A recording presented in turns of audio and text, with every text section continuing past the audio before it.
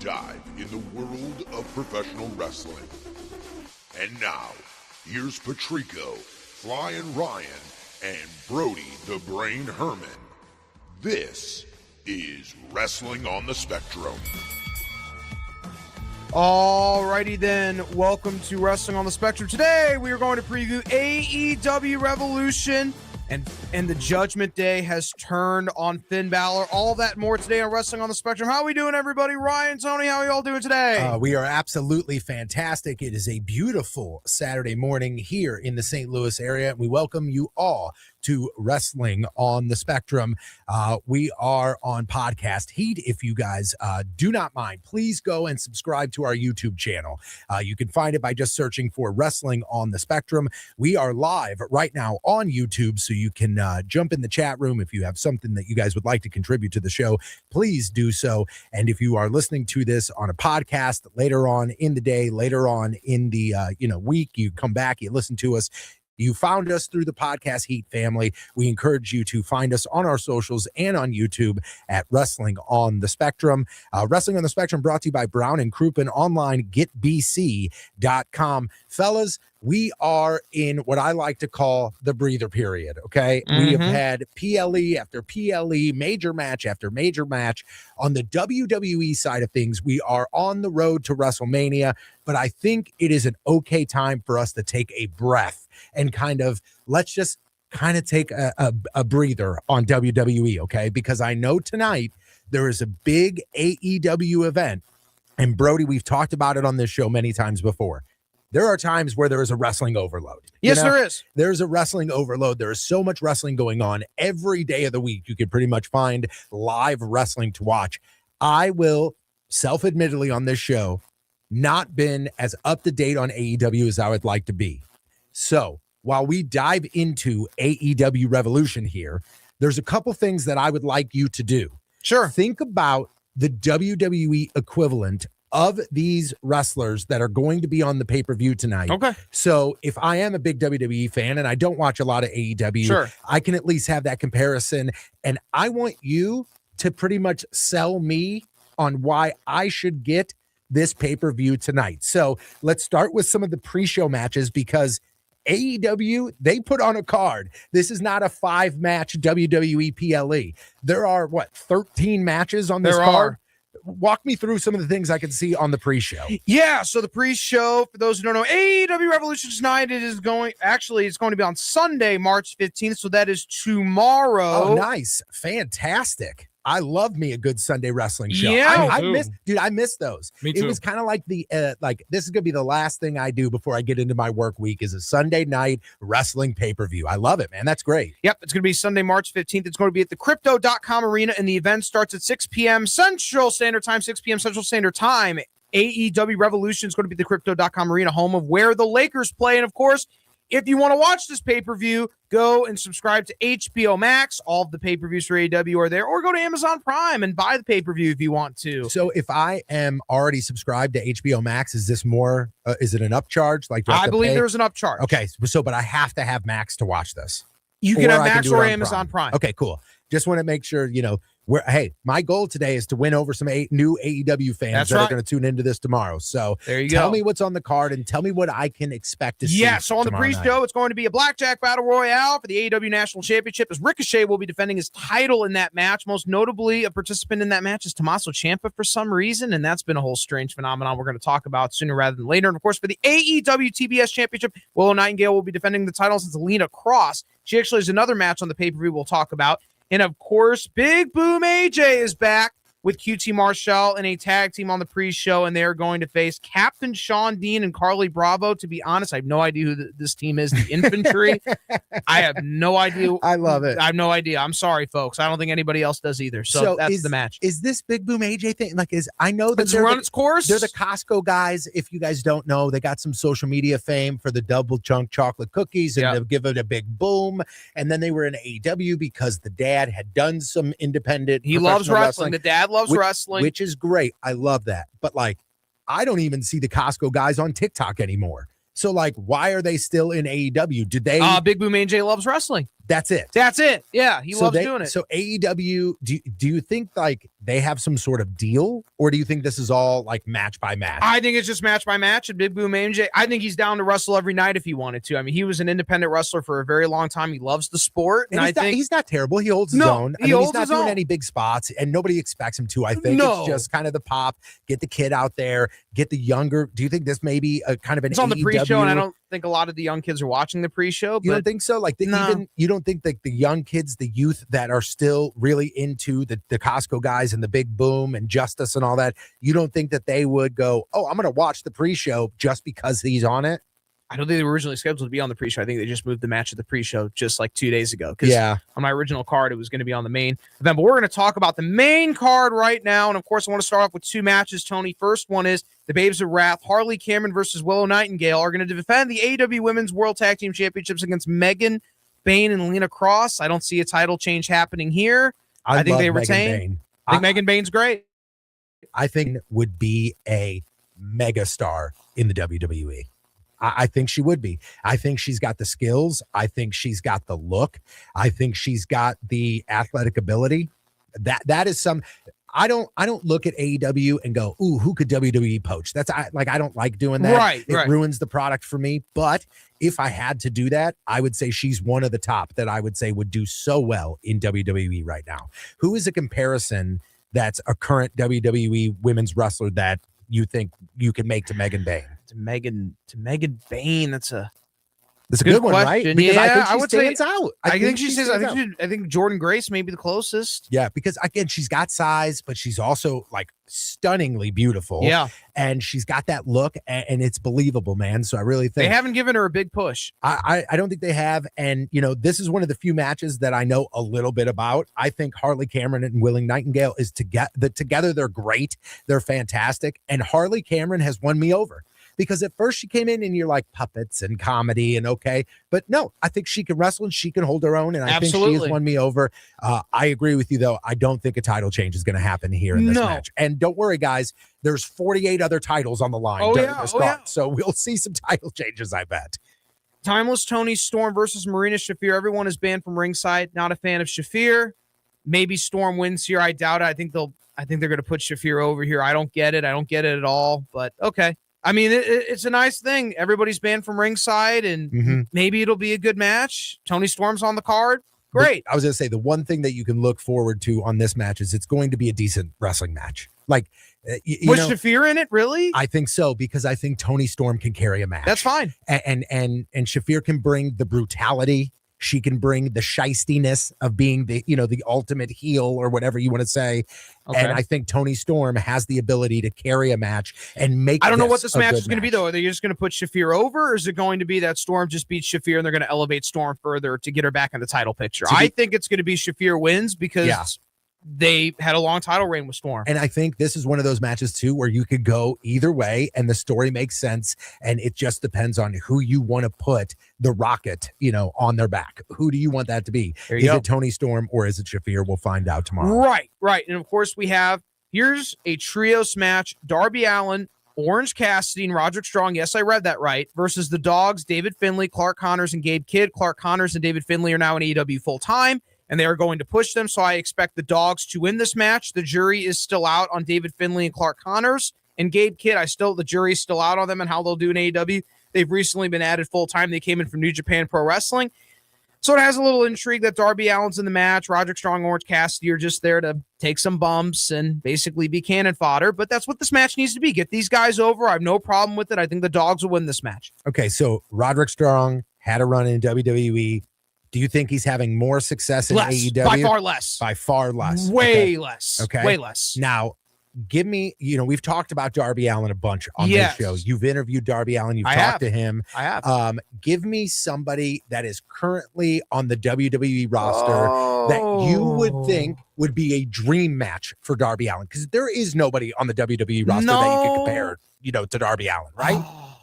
There's nobody. Nobody compares to him physically. So instead of that, give me who you would love to see. Let's say all the gloves are off and this is a free-for-all. It's AEW versus WWE. Darby Allin versus who would be your dream scenario? Not a lot of people remember this, but Kevin Owens, people were actually concerned when Kevin Owens first got to the WWE that he has too much of an indie mindset, that he's too reckless. Oh, we've seen it. And we've seen him do it. So to me, it would be Darby and Kevin. Think back to that Cody match. Yeah. There was some Ring of Honor Kevin Steen that we saw. I think that is a great pick, Brody. Yeah. That is a match that I think sells out a main event at WrestleMania. It would. That is a fantastic match. But this match here, you think, is to just put over the Dogs. Yeah, they're just recently introduced in AEW, and why wouldn't you? Yeah, and Roderick Strong has had kind of a weird storyline going on right now in AEW. Does this, if, again, we're putting over the Dogs. Here's the problem. The real problem with this match is I would have much rather seen Kylo O'Reilly in this match than Orange Cassidy. That's the problem. It's just, I understand, but if O'Reilly just beat Moxley and maybe you don't want O'Reilly to take a beating, I understand. There's nothing more that I'll enjoy than this match and to see Orange Cassidy take a beating. So that'll be fun to see. Kyle O'Reilly, some St. Louis ties. Yes, he does. So that's I always like to see the hometown guys in the big matches. And there's a hometown guy we got to talk about before we get out of here today, because I've got some thoughts on that. But continue here with the AEW. All right, so we have a trios match for the AEW Trios Championship. Kazuchika Okada, Kyle Fletcher, and Mark Davis defends the titles versus Mystico and Jet Speed. So I got a lot of thoughts about this match in particular. I got a lot of thoughts too, because three of the guys in this match we've talked to on this very program. So this is a lot to take in for a second. I like Mark Davis and Kyle Fletcher. They're elevating. They're going to win this match, by the way. I think there's no title change that's going to happen here. Okada, Fletcher, and Davis, Don Callis family reigns supreme. That's the official prediction. Mystico's on the card. He's got a lot of fans in LA, is what I've heard. He's got a lot of fans there. It's weird that he's in this match. He won't sell a single thing. So who did they put in here? Jet Speed, Mike Bailey, and Kevin Knight. This is not a joke, by the way. Kevin Knight and Mike Bailey, I think it was just Kevin Knight, lost twice on a Dynamite. He went out there and just took 2 losses. These guys don't win any matches. Their role is to just put guys over, and that's their role. You need an underneath babyface tag team that can do some things that puts guys over. But the real story is Okada. How disaster of an AEW run is this? I mean, he's just a disaster. It's like they don't know what to do, so they just keep throwing things at a wall. I don't think he cares, and I don't think he tries. I don't think he cares, and he doesn't try. And I don't think he inserts himself. And the fact that he's making any kind of money at all, everyone on the roster should just mutiny. I mean, I just do not get Okada at all.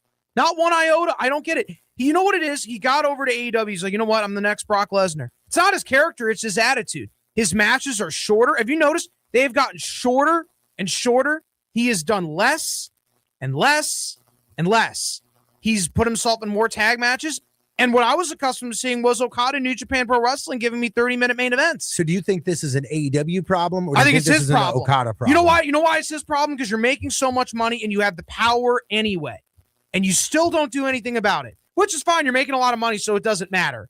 But this is what we get. When is the most memorable time that we've seen this in wrestling past of somebody that is basically sabotaging themselves, not based on the company and the direction the company is putting them, but them as a person is damaging their wrestling career? You know who's done it the worst? And I love this guy as a kid. I'll talk about this for a second. Jeff Hardy. Yep. It's the worst. It's so sad. He used to be a guy, and not a lot of the younger viewers maybe remember this. I love Jeff Hardy. He was one of the most over baby faces in the sport. Now, people don't know if he's going to show up to the event or not, and if he's even there, if he's even going to be in condition to wrestle. Let's say this, though, and I follow Jeff Hardy on TikTok. Yeah. 2026 Jeff Hardy is a very, very great version of Jeff Hardy. I hope so. It looks like he has got things under control. It looks like the house is in order. And it looks like we've got our best version of Jeff Hardy in 2026 in a very long time, which is awesome. Not maybe in the ring, but as a person. Yes, that's what I'm saying. As a person, I saw he debuted a new finisher, a submission finisher. I'm happy for Listen, him. It's great to see him in such a good spot, but I think you're right, man. He has sabotaged himself not once, not twice, but time and time again. And I bet he is the first to admit, oh, absolutely, that he was given the keys to the mansion and dropped them down the sewer. Multiple occasions. Yes. And I think that's a great comparison. Not wrestler to wrestler. No, and I don't think Okada, I'm not saying Okada's an alcoholic or that he takes a lot of drugs by any stretch of the imagination, but he could do more. He could do more in matches, and he chooses not to because he's getting the money. And for him, it was, you know what? I'll just take my foot off the gas, and I'm gonna be in AEW. Doesn't matter where I'm at. I don't really care. I'm just a part of it, and that's unfortunate because he makes a lot of money. We could see more out of him. We just don't. But that's because I'm a fan of Okada. Yeah. So no title change there. No, and listen, Mystico, he's a big star. He's the Ultimate Warrior of Mexico. So for anybody who knows, he's just like the Ultimate Warrior. He can't work a lick. God bless him. He's got a great entrance, though, and okay, fine. I would have preferred him in a match where he just picks an opponent. I don't know why he's in this match, except for the fact that it adds star power, and he won't sell anything, and it's sad because Mike Bailey and Kevin Knight are going to take a beating, and they're going to lose this match. But Mystico will get a few nice moves in. So if you're a Mystico fan, I'm sure you'll enjoy this match. And I hope we are wrong. And I hope tomorrow Okada goes out there. It's a 30-minute match. No. He'll get the pin. Goes I have no doubt that he will hit Maker on port. Kevin Knight or Mike Bailey will get the win, and he'll reign on top. We'll have to wait until tomorrow. I have no doubt. AEW Revolution tomorrow. You can watch it on HBO Max. You can watch it on Amazon Prime.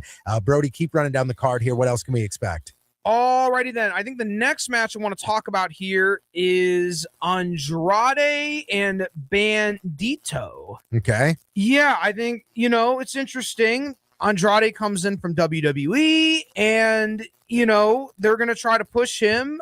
I think the one thing about, I know with Bandito, he lacks basics. He's got rotten timing. He does goofy stuff, goofy suplexes. He's not very good. I understand that. And I think AEW, and we're going to talk about this with the next match, is acknowledging, listen, get Bandito away from Brody King and elevate Brody King and let Bandito be Bandito. Whatever. Here's the truth of the matter is, I hope Andrade just beats him up. I'm sure that's what'll happen. He'll win the match, showcase what you can do. That's what I would tell Andrade. If you're an agent at the back, Andrade, show us all that you say that you are. Go out there and beat Bandito, showcase all your moves, boom, boom, boom. Win it and do it in about 10 minutes. To me, Andrade will win. Is this a filler match for you? Yeah, just a filler match just to get Andrade over. Mm-hmm. And so Andrade... Get him a win on a pay-per-view. For those that, may not have known, Andrade was one of the few guys that went from AEW to WWE and then back to AEW. He went to WWE to AEW, then went back to WWE and is on AEW. Okay, so there was some lawsuits going on, but all that's cleared. We're all good to go. We're all good. Andrade is now in AEW. Yes. I agree with you. I think this is kind of a filler match. And I think if this match is if it does what I believe it's supposed to do, which again is highlight Andrade, I don't want to use the word bury, but put in the rear view Bandito so we can then see Brody King kind of elevate. I think that's exactly no, you mean what this match Andrade is. elevate. Yeah, we'll talk about Brody King in a second. That's what I mean. And just really elevate Andrade to a place where he's believable because he's there. Yeah, get him a win on pay-per-view. If you're gonna take him seriously, get him a win on a pay-per-view. I have no problem with that at all. And now I'm going to talk about the next match here. It is Brody King versus Swerve Strickland, just a singles match. I'm actually interested in this. Here's why. How do they protect Brody King? Because I think he's a babyface who's trying to elevate, while Swerve Strickland, I think, is still going to win as a heel. So is there going to be interference? Is there some way in this match that they can protect Brody King while still having Swerve Strickland on top? Because I think they're going to elevate Swerve Strickland to main event status. This is just a match. He's coming off of injury, and I think he's going to be elevated right back into the main event title picture. So I think Strickland wins, but I'm interested in seeing how Brody King protects himself and how they protect Brody King and not have him completely just be buried by Strickland and have some type of way where maybe a returning star comes back or something. I think this is the match to do it. So you answered one of my questions is this just kind of the match to catapult Swerve back into the main event picture? Yeah, I would say so. Okay. My other question is, who would you compare in the WWE if you're looking at Swerve Strickland on the AEW side of things? Who do you WWE? think? Yeah, to a current WWE superstar. Oh, God. Because, I've seen people, there's plenty of people that sit there and they say dream matches. They say Trick Williams versus Swerve Strickland is their dream match. Yeah, I would love to see Williams that. Is bad. That's not a bad answer. I'd go with Trick. Okay. Yeah. Because, again, they say, especially when it comes to charisma, when it comes to in-ring talent, when it comes to a whole bunch of things, they're pretty close to each other. But Strickland likes to go a little extreme. I mean, I know he's told the story, but one of the reasons he was fired from WWE or had problems with WWE is because he asked to use the staple gun in the match, and Shawn Michaels said, "Not a chance." Yeah. And then that ended it. But his mindset wasn't right for WWE, and, he is at a flourishing career in AEW. He's probably the best wrestler to ever come out of WWE and actually make themselves a bigger star in AEW. Him and Tony Storm. Wow. Are the two ones that I would pick. I love that. Hey, before you jump into the next match, I have a question for Ryan, because Sure. Ryan is a big Carmelo Hayes guy. Yeah. Okay. You love you some Mello. All right. I do. So there has been some conversation that I've seen, and Brody, I need your opinion on this as well. Okay. Ryan, you first. Do you think Carmelo Hayes would be a better fit for AEW and the style of wrestling over there? Or do you think he is in a very good spot in WWE because he's doing things that a lot of wrestlers aren't doing in the WWE? I think that's a great question. That is a really, really good question. I think that it would be more fun wrestling in AEW, but I think what he's doing in WWE can put him on a higher pedestal. Okay. So, and I also think that wrestling in WWE is more, it separates him from other wrestlers. Yep. Yeah. Okay, So, cool. yeah. Brody, I'll thoughts? give you a very easy answer. What is Ricochet in AEW has been what he was in WWE, Amid Carter. He says, well, WWE tarnished my legacy in AEW. He's the biggest whiner in the universe, Ricochet. My God, just the biggest crybaby. I hate him on promos, and I hate him even worse on social media. I would tell him to stay off of social media if I'm an agent. Okay, let's say somehow He's the worst. Let's say somehow we run into Ricochet, and Ricochet the is first thing I here. told him is, Ricochet, listen, you have an amazing high flying style. You're a very athletic individual. Stay off of social media. It doesn't matter. Run your own race. You wanted to be in AEW? That's what you get. You Now- think you're that good? You thought that you going to AEW would make you stand out? No, Now it here's the hasn't. thing. Sorry. Where can you draw the line from, as you put it, whiner to troll, to where this is his character? This is who he is. It's not his character because he's just a bitter guy. And he's just always, you know what it is with him? He's one of these wrestlers who I know he wants to be a main eventer. And I understand. He sees himself as a world champion. He sees himself as a top guy. Most guys do. You're just not. You don't think so? I think I don't think he's a top guy. I think he's got a potential to company. do it. I think he's got a potential to do it. I don't think with he's a the top right guy in this fit, company. in AEW or in No. WWE. Both. I don't think he's a top guy. I think that there's a world where he can be. It would take great storytelling. It would take great work with other wrestlers, but I think there is definitely a world where Ricochet is a main eventer. I view him more as a gymnast than a wrestler, to be honest with you. Yeah, That's the problem. Man. I don't know about Ricochet being world champ to me, Tony. I don't see it. I didn't. Did I say that he is world champ? I said I said main top eventer. guy. I mean, Tommy, Yeah, he sees main himself as a eventer. world champion, I think he just wants to be in the conversation, and I don't. and think, that's fair. and I think. So you're I saying think like that there's- Sammy? You're saying like a Sammy level? I don't or- think he's as good as Sammy at all I because don't- he doesn't sell. Yeah, He Yeah. doesn't have wrestling basics. What he does is gymnastic style moves. It's And cool. the problem in AEW is that he doesn't stand out because there are other guys in that. Because when he said on Talk is Jericho, he said, well, I want to be in a place where everybody does what I do. I want to be with Pac and I want to be with all these guys. And WWE just holds me down. They tarnish my legacy because they wouldn't push me to the top and all that. And there are a lot of wrestlers that say it. And he legitimately believes that. I'm sure he believes that he was not pushed to main event status. I just don't think he's a main event guy in AEW either. And that's his problem. And that's why I say I don't want Carmelo Hayes to turn into that guy where it's always, I'm not a main eventer. It's a constant. That's why I refer to him as a whiner, because that's what he is. And I feel bad for him because, and listen, he's got the AEW national championship. He's doing fine, Mhm. but that's fine. Dream big. I don't mind it. He seems to be, he's a fine young man in the ring. I don't mind it at all. Yeah, I like Ricochet. I don't necessarily love seeing all the trolling or as you put it, all the whining on social media. It kind of blends is this you being real or is this you being in character? And but I do think that he's very talented and there is a place for him in AEW. I think there's but a I place. just, like you said, there might be a ceiling on that place. Again, thank you guys. This is Wrestling on the Spectrum, and you can watch us live on YouTube. Again, if you're going back, you're listening to us via podcast. We are live on YouTube every Saturday morning at 11 o'clock to talk all things AEW and WWE. And Brody, before we get into more matches here, I think there's 42 other matches that we can cover with this pay-per-view. I know that, we talked WWE, we talked about Hometown Guy, and WWE SmackDown is coming to St. Louis, and folks have an opportunity to go for free. That's right, Tony. BCRaffles.com. BCRaffles.com. BCRaffles.com. That's right. Go there. It is the WWE SmackDown giveaway. WWE is on the road to WrestleMania. and they are taking a stop in St. Louis for a SmackDown.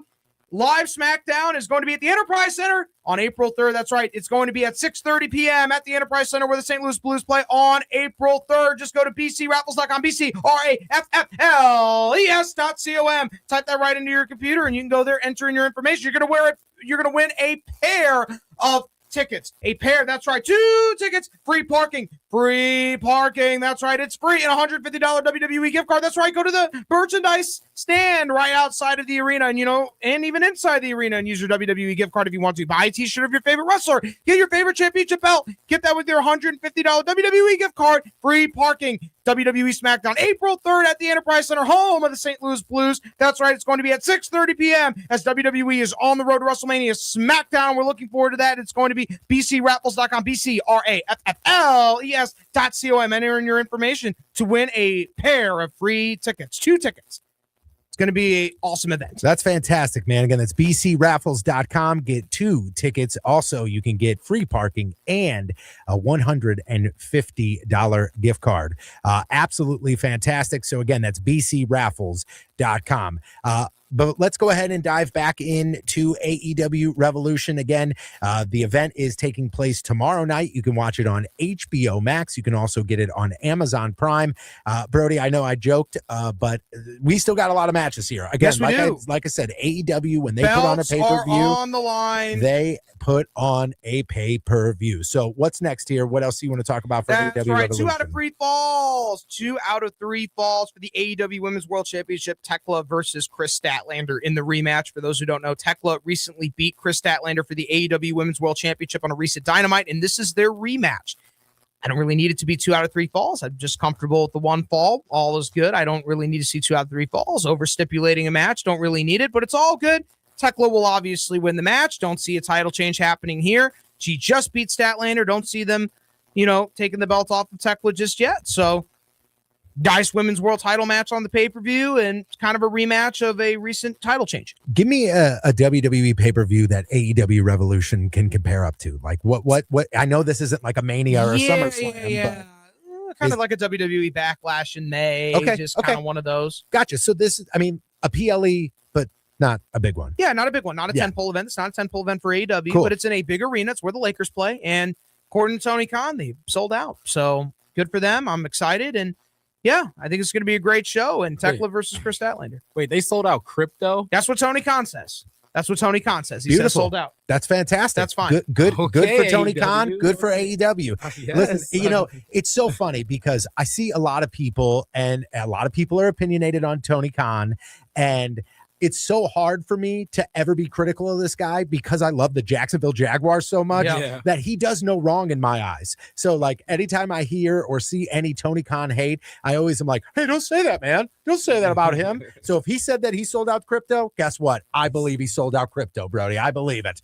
Right. There's so much cool stuff going on in wrestling right now. And I know you get kind of, I don't want to say frustrated, but maybe tiresome of the overstipulated matches. Yeah, a little bit. Do you think that because it is on such a main stage, it's a pay-per-view, do you think they go creatively, we have to make these matches different? Or do you think it's just an easy comfort blanket nowadays? I think it's just an easy comfort blanket, make it more interesting. It's a rematch. How do we make it more interesting? But to me, it's a rematch. They didn't need to make it more interesting. I didn't need a 2 out of 3 falls. I think it'll just make this match too long, and I think a singular fall is just fine to me. Okay, so It doesn't add anything to the match. It just Right. makes it longer. right.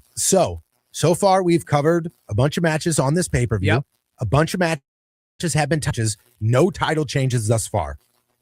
Right? No title, no. In your opinion, all the belts so far of all the matches that we have talked about, they have remained. I don't believe there'll be many title changes so far, but there are going to be some down the pay-per-view. Bring me some. Bring me some All more. right, here we go. This will be one of them. Tag team title match for the AEW World Tag Team Championships. FTR will be defending the AEW World Tag Team Championships against the Young Bucks. Once again, this match, the only 2 tag teams people really care about in AEW. That's fine. And it's in their home state. So I think the Young Bucks are going to beat FTR for the tag team championships. Listen, the Young Bucks are going to do whatever they think is going to get them the most favorite. I promise you that. They're egomaniacs. And for some reason, they want to protect their legacy and want to put some, do their fantasy match of the year. I don't really know at this point, but the Young Bucks, I think, will win. They will take the tag team titles off of FTR, and I think there will be a title change in this tag title match. I think that it's very funny that I've seen a couple people on social media say, FTR Young Bucks again, here we go, we're doing this feud again. But is there any other tag teams that you really care about in the company? Dude, that was my point. Like, how many times did we watch Edge and Christian versus the Dudley Boys or Edge and Christian versus the Hardys? We watched it a lot of times because we cared about it and we wanted to see it.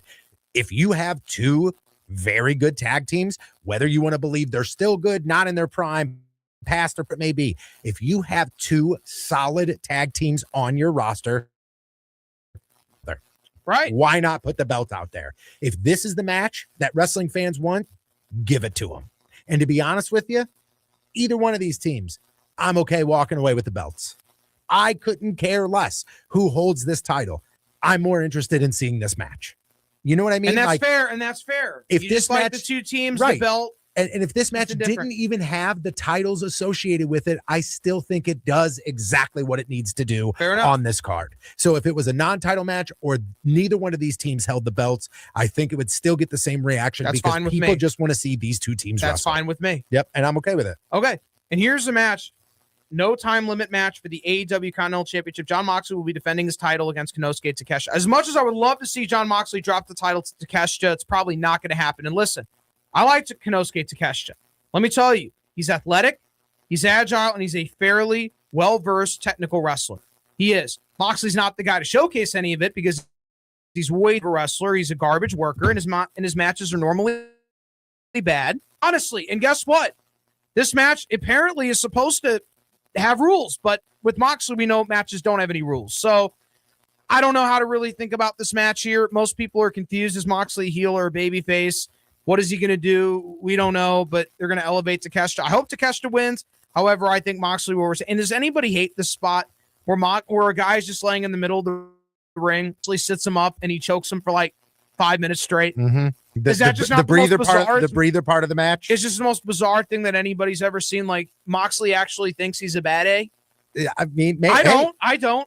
I think some people believe it. I still think of him as. I don't want him to be intimidating at all. Listen, man, I still think of him as Gene Ambrose from Ambrose. Right? No. You said it wrong. Gene Ambrose. Once he broke from the Shield and he started wearing blue jeans at his matches, he officially became Gene Ambrose. That's funny. Tank top. Yeah, he officially became Gene Ambrose. Here's my concern. I don't even want to say it's a concern, but here's my worry about this match. The stipulation is a no time limit match. Who the hell cares? Like I know that AEW, this match is for 10 minutes and one fall. What does this do? Because they had a time limit draw, so they want to acknowledge they had that match and call it a no time limit. Thumbs up, man. I already forgot it. You said that. I already forgot about it. I think this has an opportunity. Do you think they hammer home the wrong things? Because that's what this match, it's all about, that it's no time limit. And I mean, doing it like how Moxley does it. Like, you took it to the limit with a time limit draw, and now it's going to be no. And I'm sitting here and I'm going to go, oh, man, I wish this was 20 minutes, not 60. Or if they just said, hey, this was just a regular one-on-one match. I'm not sitting there at home. I'm not sitting there at home going, oh, I hope they didn't have any time for this. I hope they had infinity time. No. Should have been longer. Yeah, oh, man, I wish they had 2 days to do this. But that's another. Why are they doing this? Now it's 2 out of 3 falls. That's another thing. Let's make it longer. Let's deliver on the pay-per-views. Let's not do what WWE does and make our matches longer. That's what Tony Khan thinks. That's why he's doing it. Yeah, I don't know, man. I saw like the no time limit match, and now you said that they had the draw. Now it's making more sense. Oh, and that's all they've been. All the promos between the two of them is, we went to the distance, we went to the limit, but it was a time limit draw, and the score hasn't been settled. Oh, okay. Just have a good match. That's what they're talking about. Just have a good match. Fine. I just want somebody, and it doesn't have to be, Konosuke. I just want somebody to beat up John Moxley. Me too. I would love to see it, please. Konosuke beat up John Moxley. I'm begging so bad. Please. Now we know what Brody is most looking forward to for AEW Revolution. I would love to see that so bad. Oh, man. The craziest thing is we still have more matches. We have one more match. We just have the main event. I have a lot of thoughts on this. It's crazy, man. I feel like we could have talked about this pay-per-view for 4 days straight. Here it is. Last chance Texas Death Match for the AEW World Championship. MJF is defending against Hangman Adam Page. I got a lot of thoughts on this match. Bring it. Okay. First of all, this last chance thing makes Hangman Adam Page the favorite for no reason. And I think Adam Page, unfortunately, is going to win this match. And I just don't like it. I don't want to see Page win. I would love to see Hangman Adam Page never challenge for the AEW World Heavyweight Championship again. That would be great. Why? I would not care. And Why? you know what? Let's be honest here for a second. The only reason that Adam Page is a main event top guy in this company is because he's available. That's it.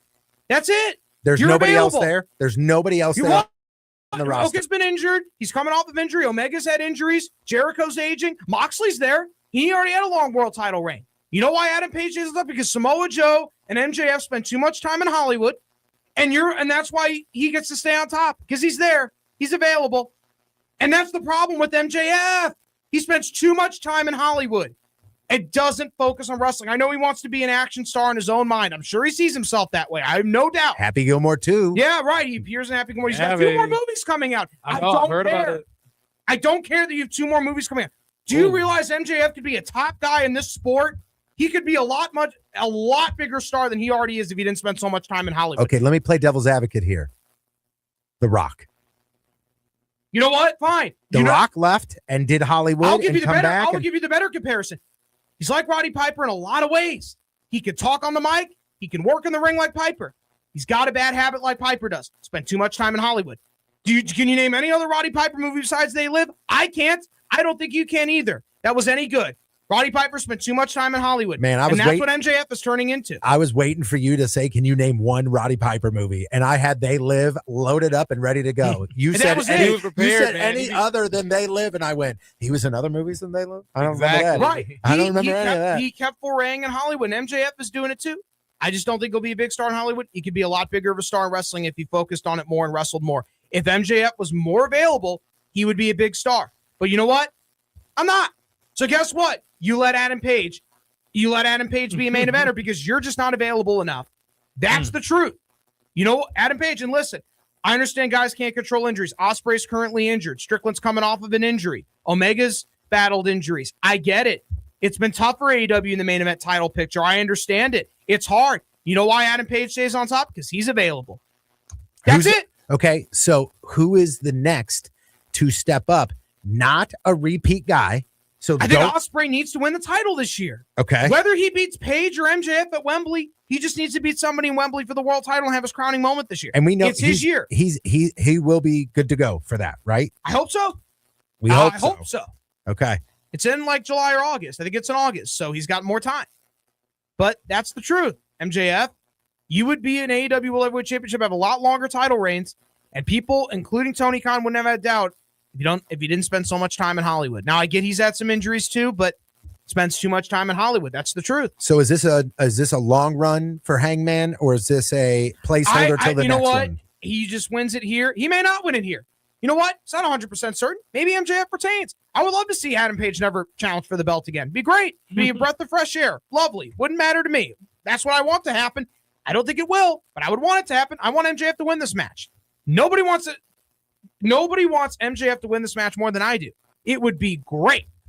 Phenomenal. But because he forays in Hollywood a lot and isn't a full-timer like he should be, Page is probably going to win. And that's what we're stuck with. And you know what? Hopefully Ospreay wins the belt later in the year, but that's what we're stuck with. Congratulations. So scale of one being I don't even want to check the recap tomorrow on Monday, 10 being I will for sure watch every minute of this pay-per-view. Where do you sit on that ranking scale? I would say 7 or 8. 7 or 8. So you're going to watch, excited about it, maybe not watch every match. Because AEW hasn't had a pay-per-view in a while, so I'm looking forward to this. Ryan, what about you? After hearing us run down this card, what are your thoughts on AEW Revolution? Again, I always think AEW has way too many matches for one, but I'm an MJF fan, so I'm rocking with MJF. I'll be excited to see if he finally puts a nail in Adam Page's coffin, because I'm on Brody's side. I'm kind of tired of seeing him in the main event picture. Yeah, so for me, I put it at a 7. I'm going to have it on. It'll be on in the background. I'll pay attention to most of it. I'm sure there's going to be some matches where some laundry's going to get folded. That's fine. Dinner's going to be made. I'm going to throw in the pizza rolls. Do any of you believe MJF's going to be a big action star in Hollywood? No, I don't. Okay. I think he's got an opportunity to be, let's say, not a John Cena, but maybe a Drew McIntyre level movie. Does he spend too much time in Hollywood? Yes or no? Just easy answer. Too early of a sample size, but yes. Okay, that's fine.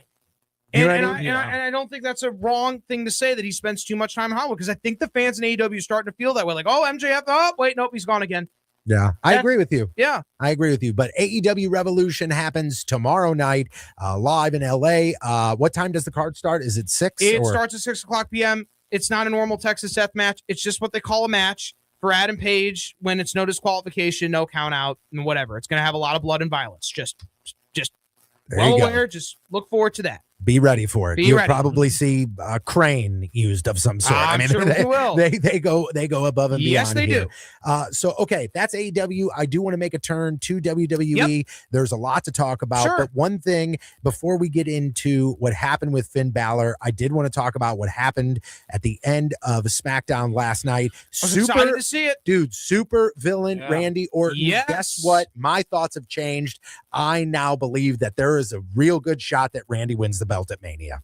I don't believe see it. that. I I didn't believe have it. that. I didn't have a change of heart in that regard. I do I because do. I think super villain Randy Orton allows you to switch those belts, and then you can put it on a different baby face. And then when that baby face wins the belt, you can then have Cody go heel. I think that's what it's building up to. And I think this is going to be fun. I thought that spot last night with the stairs and the That was chair great. was Listen, Randy needed to unbelievable. establish himself as a true heel, and he's the best at it. So he did a great job. I have no problem with that at all. No problem with the blood. Thought it was great.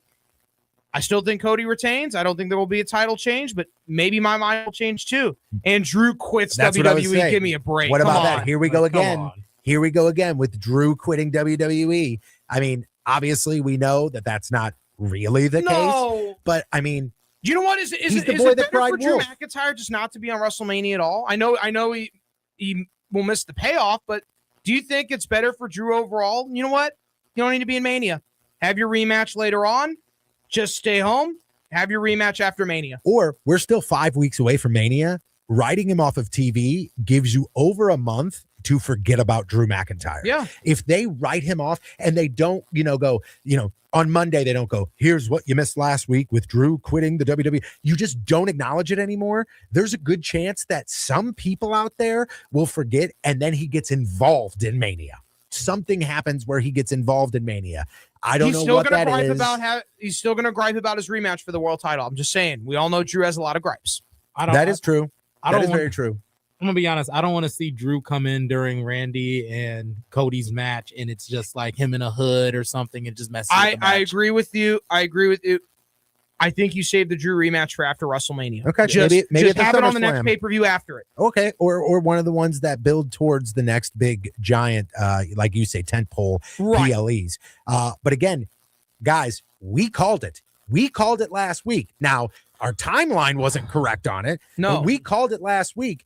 We had said that what's next for Finn Balor, something's got to happen with the Judgment Day. We didn't have to wait long to find out. Brody, tell me what happened with Finn and the Judgment Day. Oh, here. I'll tell you what happened. The Judgment Day turned into a bunch of hyenas, and they attacked Finn Balor like he was Scar. They sure did, dude. And they took him down, and it looks like Finn Balor's a babyface, and it could be Dominic Mysterio versus Finn Balor at WrestleMania. However, it looks like it could be a hair versus mask match between Penta and Dominic, rematch for the IC at WrestleMania. So not sure what they're going to do with Finn. Maybe Finn versus JD at WrestleMania. I don't know, but something needed to happen with the Judgment Day. I have no problem with this at all. Well done. I think it works. I really think it works. And I like the fact that you put Balor as the baby face. It was the here. right time because It was. Dom Yep. has the belt. He's the leader now. Yep. You're Well, right. no, he doesn't have the belt, but he did have the belt as the IC He belt. still got champion. gold. He's still He got still got gold. gold. That's true. Triple AAA. A. Yeah, Triple A, he baby. still got He gold. still got gold. So here's my question, and this is something that kind of is involved in this whole storyline. The debut, I think we all can agree, maybe not the best. Didn't come off as well as WWE would thought, but I think the Danhausen experiment's working, man. He hasn't had matches yet, but he's had some nice backstage segments, and they're getting the cursing thing over because every time he's cursed somebody, they've lost the match. Yep. And guess what else is funny? We're getting reports. He's selling merch. He's selling merch. The merch His is t-shirt, going crazy. top seller. And that's what he was supposed to do when he got there, and he's living up to it. No problem with that at all. 100%. And I know we were both like, hey, this is on Danhausen. It is. From when he's been on TV, and again, like you said, we have not seen him wrestle yet, but from when he has been on TV. We haven't seen him do long segments yet, but he's getting, he's getting crumbs. We're seeing Danhausen on TV frequently. He's getting crumbs. He's cursing people. They're losing matches. They're getting that over. They're trying to get that over. You can tell of when he curses you, you're losing the match. Which AEW never did, by the way, because Danhausen was just a jobber. But now this makes Danhausen bigger by getting something over that can be seen as being lethal. I'm scared to be cursed. Oh! Yeah, and I think it's great. And I think once people, are starting to find Danhausen on social media, they go, oh my God, this guy's like actually funny. Like because his social media is him in the ring, in front of the camera. It's an extension of that. And I think that will win a lot of people over as well, because his in-ring work is not going to blow anybody away. No, but everything else will and does, so I think it's really exciting to see kind of the evolution of Danhausen. Anything else that we missed from the WWE side of things this week, or is that pretty much cover what we wanted to talk about? We're just continuing on the road to WrestleMania, Tony. All right, beautiful. Well, here's what I wanted to do. And Ryan, I'm interested in your thoughts on this as well. I don't have a beat the brain per se. That's fine. But I have a pick the brain. Okay. All right. And what I want to do is ask you some questions about professional wrestling and your opinions on these topics. Yep. We'll kind of start easy and kind of work our way into it. No problem. Let's roll. The first question I have for you, and this is a question that a lot of people put polls up online and you get a bunch of different answers. Who got or gets the loudest pop in the history of wrestling, in your opinion? It's the Road Warriors. The Road Warrior pop. It would be the Road Warriors to me get the loudest pop in wrestling history. And you would say that trumps the glass shattering from Stone Cold Steve Austin? By far. You think by far that does? Yeah, Ryan, they call your it the thoughts? Road Warrior pop. Wrestlers call it the Road Warrior pop for a reason. They call it that because they, at the time, got the loudest pop. But do you think the pop that I don't think Steve's a bad answer, shattering but does? I'm going with the Road Warriors. Okay. But Steve's not a bad answer. I was going with Steve. Yeah, I think I get what you're saying, because it is called the Road Warrior pop for a reason. I mean, they were the ones that first got it. But I think Steve's up there real close with them. Who is the greatest heel of all time? And I'm talking all time, Brody. And I know you can go way back when and find somebody that fits that bill. That's an interesting question. And I'm not talking about who's the greatest heel in the ring. Are we talking about heel wrestler, or are we talking about most despised figure? Heel. That's all I'm telling you. When somebody says to you, Brody, who is the all-time greatest heel? Who is that to you? Well, if we're not talking about storyline and just in real life heel, I guess Vince McMahon fits the mold of being a heel. Okay. If we're going to most despised figure, like as a backstage person, not as a wrestler, I would say Vince Russo. And then if we're talking about as an actual wrestler, I would say the Sheik would be the actual wrestler. Okay, I asked AI these exact same questions to see what they would spit out. Okay. Stone Cold was their answer for the biggest pop. And the biggest, greatest heel of all time, they said Piper. I don't think that's a bad answer. I just don't think it's the best answer. Yeah. Because he's not the biggest drawing heel ever. Yeah. And he, again, forayed in Hollywood a lot. And, he had memorable moments. He smashed a coconut over Jimmy Snuka's head. A great match with Ric Flair in Cincinnati. One of the first 5-star matches ever. I mean, he's an excellent wrestler. An underrated commentator. The first heel commentator in wrestling history. It was not Jesse Ventura. It was Roddy Piper. Yeah, I think Roddy Piper's definitely one of those guys. I just don't think he's as big of a heel as the Sheik or Vince McMahon or Vince Russo. Awesome. See, and that's what I want. I want you to either agree or disagree with AI here. That's fine. All right. So who is the all-time greatest mic worker? All time. Mic worker? Yep. Ooh, well, it depends on eras. I would say Ric Flair. I would say Jerry Lawler. I would say CM Punk. I would say we're talking wrestlers. I would say managers. It's Heenan, Cornette, and Heyman. So I would say Heenan, Cornette, and Heyman when it comes to managers. Wrestlers, it depends on your cup of tea. But to me, Jerry Lawler, Ric Flair, CM Punk, Terry Funk, all great answers for that because they all do it in a different way. You did not mention AI's answer. Who's that? The Rock. No. The Rock is, you know what The Rock is great at? Catchphrases. That to me is different than mic work. It's two different things. The greatest catchphrases ever, The Rock. Most memorable stuff that you remember off the top of your head, The Rock. He's excellent. He's not the best mic worker there's ever been.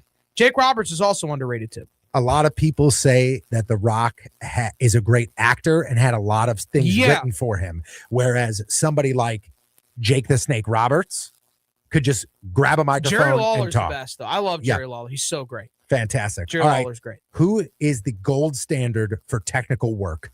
Ric Flair. I don't think there's a close second. Ray Stevens is right there. Ray Stevens, Shawn Michaels, Ric Flair, and those are the guys. AJ Styles, to me, are the best technical guys. Daniel Bryan. Those would be my picks. You did not mention Bret the Hitman Hart. Oh, I put Bret Hart right there. Okay. I put Bret Hart. I'm more of a Bret guy than a Shawn guy, so I should have said Bret, but that's my bad. Yes, Bret Hart, absolutely. Tony is right there. What about, who do you think had the most? So is Ricky Steamboat. Oh yeah, Steamboat for sure. Yeah. Who do you think is the who has had the most successful repackaged gimmick? Ooh. The AI's answer here is a little cheap. I'll admit that. Okay. Well, I'll give you mine. It's Kane. Okay. Because Glenn Jacobs went from Dr. Isaac Yankem to Fake Diesel to Kane. So to me, it's a no-brainer. I think it's Kane. So for this one, and this is why I say it's kind of dirty, they say Mean Mark Callis to The Undertaker. It's two different companies, though. And I think I would have said that, but it's two different companies. To me, WWE, it was repackaged twice. Yes. And then the third time, he actually became a Hall of Famer. Absolutely. Yeah. And I think that's why I said it's kind of cheap, kind of a cheap answer. That's there, fine. You know, I'm going with Kane. All right. How about this? Who is the most underrated worker who has never won a world title? AI's answer would be mine. Underrated worker that never won a world title. Well, AI's answer is what I would say. And I know who that answer is. I think Ted DiBiase and Shelton Benjamin would be my two answers, but I know that it's going to say Scott Hall. You're wrong. Really? Kurt Hennig. Okay, Kurt Hennig's fair. I think Mr. Perfect was he was great. He was everything great. He did was believable. It was. You thought every time he had a match, you always thought there's a chance he could win this. And every time he wrestled, everything he did, I mean, the Perfect Plex was perfect. Yeah, it was. It absolutely was. A couple more here. Which manager had the greatest impact on their clients? That's a difference of being a great manager and being a great talker. But what manager had the greatest impact on their clients? To be honest with you, I think there's one answer here. Well, I think there's two. One of them is Paul Heyman and the other is Bobby Heenan. I think would be the two guys that had the greatest impact on their clients. You just nailed the two that you named were the two that popped into my head, but I picked one of those guys as my answer, and it's the same answer that AI picked. So I go to Ryan first. Bobby the Brain Heenan or Paul Heyman? Paul Heyman. I think Paul Heyman is the answer they would give you. They said the Brain. They said went the Brain. with Bobby Heenan. Because, and I thought back on why they said that, because think about all the duds that they gave Heenan, who he brought life to. There was a lot of people that didn't talk. Look, I mean, like, he was the mouth of Andre the Giant. Yes, he was. You know, and it worked. Andre was a spectacle. People would have came out, but people cared because Bobby the Brain Heenan was there to really amp up, especially that match where he rips the cross off of Hogan. Like, that was the brain there. You know, the brain was the brain behind that. So that's the only reason I say that. But I mean, it is 1A and 1B with him and Heyman. You put anybody with Heyman and it works. It works. It works. Unless if you're Curtis Axel or Ryback, but it's all good. Unless you're Curtis Axel or Ryback. But believe me, Bobby Heenan had a lot of duds too. Yeah, oh yeah, he did too. You know, listen, they all nobody, do. Nobody has do. I know I'm busting balls a little bit. Nobody has a perfect batting average. No, nobody. If they did, they'd be making $1 gajillion right now. Right. All right, this one might take you a little bit more time to kind of think of for an answer. Okay. But I think knowing you already have one loaded in the chamber here. Probably. What is one hidden gem match that every wrestling fan must see? Hidden gem. Hidden gem. So I'm saying, like, you can't say Brett and Stone Cold. No, that's not a hidden gem. That's not a hidden gem. A hidden gem match that everybody could see. Do you want to know AI's answer first? Yeah, I'll take it. AI's answer was Steamboat Savage WrestleMania 3. That's not a hidden gem. Okay. I would say from that same year, though, I think Wyndham and Flair is a hidden gem from the Crockett Cup. I think it was a wonderful match. Why is that a match that I need to check out? Because Barry Windham was a great worker and a great wrestler. And I was at the Flair when it was peak Flair, and he was a top draw. And those guys put an absolute classic. I love that match. I absolutely love anything that Ric Flair does, by the way. Everything he does, from a silly promo to a match well into his you should have retired a long time ago. Technical wrestler and does excellent mic work. He's just great. When I think professional wrestling, I think Ric Flair is on my Mount Rushmore of professional wrestling. That's something that I would love to do with you. You know, we could break that into a million different things. The Mount Rushmore of finishers and all that stuff. I would love to do that. One thing I do want to do is I do want to get into that What the Hell Happened to series. And I think we can start that next week. You had texted me a name, Brody, that I want you to start thinking about. All right. Big Lebowski. Okay. Let's talk about the Big Valbowski. That's what I want you to do. Okay. I want Val Venus, buddy. It's going to be wild and wacky if we're going to go down that road. I think the Big Valbowski is where we should start, because if we're talking about what the hell happened to, I think that is a very interesting and fascinating story. So let's see if we could put together. Beat the Brain next week, and I'm serious about this. It's going to be, we're going to talk about Val Venus. Yes, man. We sure are. Because I grew up in the Attitude Era. I grew up in the Attitude Era, and Val Venus was on my TV every week. And Guess what? We were all, when you get out of the shower, you take the towel, hey. So I want to know what the hell happened with the demise of Val Venus. We have a few screws looses in our mind talking about Val Venus, but after that, you'll think he has a few screws loose as well. Yeah, and I can't wait to cover everything, because first off, his in-ring and his wrestling career went from woe to woe, and then after wrestling, it went even more woe. So we'll get into all that next week. If you guys have any of your favorite Val Venus stories that you'd like us to talk about and cover, please get a hold of us on our socials. Brody, tell them where they can find us on the socials. Right. Subscribe to the YouTube channel at Wrestling on the Spectrum, and of course on Instagram, it's at Wrestling on the Spectrum. On TikTok, it's at Wrestling on the Spectrum. You can check out the Wrestling on the Spectrum Facebook page, and on X, it is at Wrestling OTS. Again, on X, that's Wrestling at Wrestling OTS. Check out our stuff on all of the social media platforms. We got a bunch of content churning and burning there weekly. It is unbelievable. So subscribe, like, and follow. And don't forget, big thanks to sponsors of Wrestling on the Spectrum, Brown and Crouppen online at getbc.com. And you can go to bcraffles.com to register to win a pair of tickets to SmackDown coming to Enterprise Center. Also hooking you up with a voucher for free parking and a $150 gift card to spend at the WWE shop, which is absolutely incredible. It's awesome. Great opportunity, raffles.com. Thank you guys very much for tuning in to Wrestling on the Spectrum. You can find us wherever you find your podcasts, and as always, you can find us as part of the Podcast Heat family. For Flying Ryan Swingler, for Brody the Brain Herman, I am Tony Patrico, and this was Wrestling on the Spectrum.